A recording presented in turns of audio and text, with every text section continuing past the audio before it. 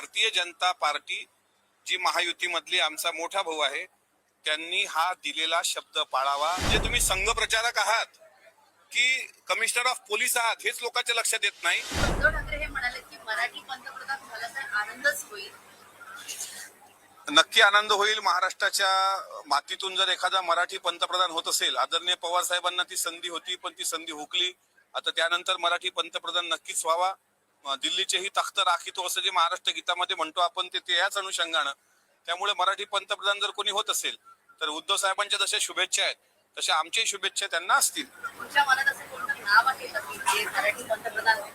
आता मराठी पंतप्रधान इथून जर कोणी गेलं मराठी पंतप्रधान व्हायला तर ती जागा जर खाली झाली तर महाराष्ट्राचे मुख्यमंत्री पण दुसरं नाव असेल। त्याच्यामुळे मराठी पंतप्रधान होण्यासाठी जे कोणी इच्छुक आहेत त्यांना आमच्या शुभेच्छा आहेत। त्यांनी नक्कीच व्हावं आणि त्यांना देशाचं प्रतिनिधित्व करण्याची संधी मिळावी। आणि महाराष्ट्राची जर जागा रिक्त होत असेल तशी काही तर महाराष्ट्राचं प्रतिनिधित्व पहिलं महिला मुख्यमंत्री म्हणून कोणीतरी केलं पाहिजे असं मला वाटतं। आता माझ्या मनातलं महाराष्ट्राचे मुख्यमंत्री अजितदादा होते। आषाढीची वारी आली का आम्ही अजितदादांना पांडुरंगाला साखळ घालायचो का दादा मुख्यमंत्री झाले पाहिजे। आज दुर्दैवानं दादा आपल्यात नाही आहेत। आज दादा आपल्यामध्ये नसले तरी आदरणीय सुनेत्रा वहिनी आहेत आणि त्यांच्या रूपाने जर महाराष्ट्राला पहिल्या महिला मुख्यमंत्री भेटत असतील तर या निर्णयाचा आनंद होईल आणि अर्थातच हा सर्वांना आनंद होईल। यात काही दुमत असण्याचं कारण नाही। पण मात्र त्याकरता दादांच्या म्हणजे जे काही आमदार दादांसोबत आहेत ती संख्या वाढली पाहिजे। 2029 ला विधानसभा लढताना आपण अजितदादांचा विचार कसा जनतेमध्ये घेऊन जातोय, जास्तीत जास्त आमदार निवडून आणून मग ते स्वप्न पूर्ण होईल। अर्थातच या उद्धव साहेबांनी दिलेल्या शुभेच्छा आहेत। थोडा विनोदाचा भाग जाऊ देऊ पण महाराष्ट्रात सध्या फास्ट ट्रॅक कोर्टाच्या या निकालानंतर न्यायाचं राज्य शिल्लक आहे असं म्हणायला हरकत नाही।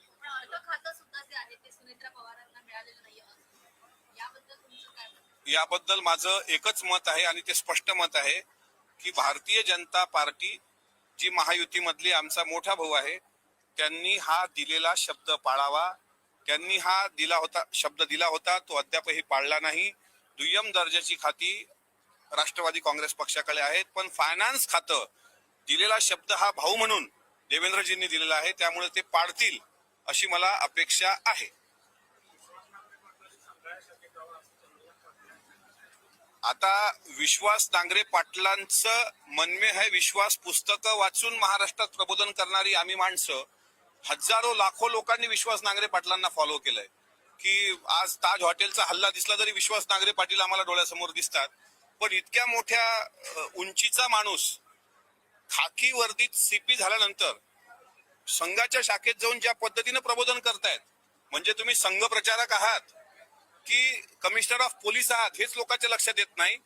माझे आणि मनसे पक्षाचे अनेक मतभेद आणि मनभेद आहेत पण माननीय राज ठाकरे यांनी जी काही भूमिका त्या बाबतीत घेतली, त्यांनी जो प्रश्न विचारला की तो खाकीचा रंग पोलिसांचा आम्ही संरक्षणाचा समजत होतो पण तो रंग संघाच्या शाखेतला आहे असं आता विश्वास नांगरे पाटलांच्या बोलण्यावरून जर दिसत असेल तर मला असं वाटतं आता चंद्रकांत दादा तर ते सल्ला देणार आहेत ना।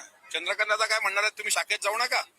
चंद्रकांत दादांना शाखेतले पोलीस तयार करायचे आहेत पण मला नांगरे पाटलांना सांगायचं आहे की महाराष्ट्राच्या मनात जे तुम्ही किंमत कमावली होती ती तुमच्या एका स्टेटमेंटमुळे मातीत गेली। तुम्ही आता किती सावरासावर करण्याचा प्रयत्न करू नये कारण तुमच्याकडून ह्या अपेक्षा नव्हत्या। तुम्ही एक जबाबदार पदावर आहात आणि अशा प्रकारे कुठल्याही राजकीय कार्यक्रमावर जाऊन कुठल्याही एका वेगळ्या विचाराच्या कार्यक्रमावर जाऊन तुम्ही तुमचा विश्वास गमावला आहे। त्यामुळं मनमे है विश्वास या पुस्तकाचं नाव बदलावं आणि आता विश्वासच राहिलेला नाही तुमच्यावर असं काहीतरी पुस्तक मार्केटमध्ये आणावं। महाराष्ट्राच्या जनतेनं तुमचं भाषण चांगलं लक्षात ठेवलेलं आहे। विचार करा मेधाताई कुलकर्णीला मी बोलल्यानंतर काय राग आला होता की मिटकरीच्या बाजूला पण आम्ही बसणार नाही असा संकल्प त्यांनी केला होता आणि परवा अभिमन्यू पवार काही बोलले तर मेधाताईंचा पारा इतका चढला। म्हणजे असं नाही ना चालणार। आम्ही सुद्धा शिवशाहू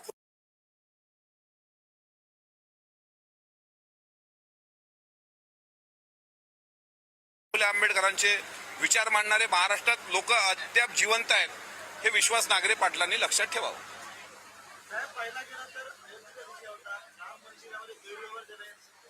अयोध्याचं राम मंदिर हे देशातील तमाम हिंदूंच्या अस्मितेचं प्रतीक आहे। प्रभू रामाच्या नावाने केंद्रात राज्यात सत्ता सरकार स्थापन झालेलं आहे आणि त्याच राम मंदिरातल्या दानपेट्या तिथली विटा चोरी गेल्या असतील तर असंच म्हणावं लागेल, सीता मैया भी परेशान है इन लोगों के काम से और सारे पैसे खा गए उनके पति के नाम से. तर हे पैसे खाणारे कोण आहेत हे योगी आदित्यनाथ सरकारने तपासलं पाहिजे. आणि जनतेच्या भावनेशी जो खेळ झाला, आता मला सांगा, एका मुसलमानाने जर समजा तिथं काही पेटी चोरली असती किंवा शिवाजी महाराजांच्या जिरे टोपावर एखाद्या मुसलमानाने काही झेंडा लावला असता हिरवा, तर महाराष्ट्रात आगडोंब उसळला असता. पण ज्यांनी केलं त्यांना तुम्ही झाकून ठेवत असाल, याचा अर्थ आपलं ठेवायचं झाकून आणि दुसऱ्याचं पायाचं वाकून ही नीती सोडावी. आणि 2029ला जनता आपल्याला रस्त्यावर उतरल्यानंतर शेण फेकून मारणार नाही याची काळजी घ्यावी. महाराष्ट्राच्या सरकारला अजितदादाच्या विमान अपघाताचा विसर पडलेला आहेच. आहे का म्हणजे पडलेला नाही असं म्हणणार नाही, पडलेला आहे. दादांना जाऊन 5 महिने झालीत, पण 5 प्रश्नाची उत्तरं सुद्धा देता आली नाही. डीजीसीएचा त्रोटक अहवाल अद्यापही पूर्ण आलेला नाही. दुसरं, सुमित कपूर कुठे आहे हे कोणी सांगितलेलं नाही. देवगिरीचा सीसीटीव्ही फुटेज अजून आलेला नाही. आणि महत्वाचं ब्लॅक बॉक्स मुरलीधर मोहोळांनी घरात लपून ठेवलाय का की आणखी कुठं ठेवलाय हेही अजून समाजाच्या समोर आलेलं नाही. त्यामुळं अजितदादांना न्याय देण्यात हे सरकार, म्हणजे दुसरीकडे आमच्या चिमुरड्या मुलींना नसरापूर प्रकरणात न्याय भेटला, त्याचं स्वागत आहे सरकारचं. पण अजितदादांच्या बाबतीत तुम्ही न्याय देऊ शकले नाहीत, या बाबतीत मी सरकारचा जाहीर निषेध व्यक्त करतो.